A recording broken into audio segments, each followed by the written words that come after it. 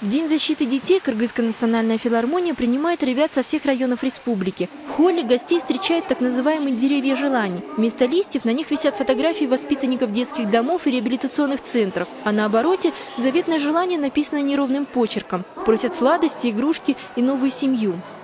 Есть даже, например, такие пожелания наших детей, чтобы мама, папа, чтобы найти маму, папу. То есть это дети-сироты, это их желание.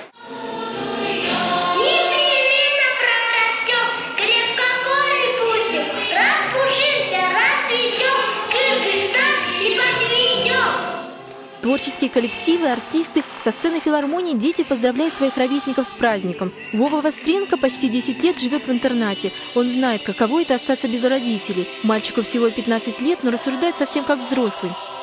Пока мечта – это нормально поступить на работу и работать.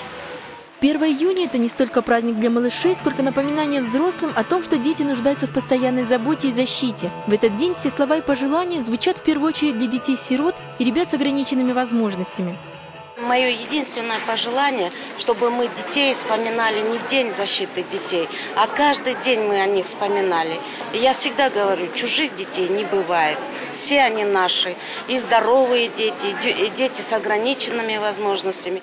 После окончания праздника организаторы акции «Деревья желаний» подсчитывают собранные деньги. Несмотря на то, что практически весь кабинет министров и пришедшие парламентарии внесли свой вклад, сумма набралась небольшая – чуть больше $200.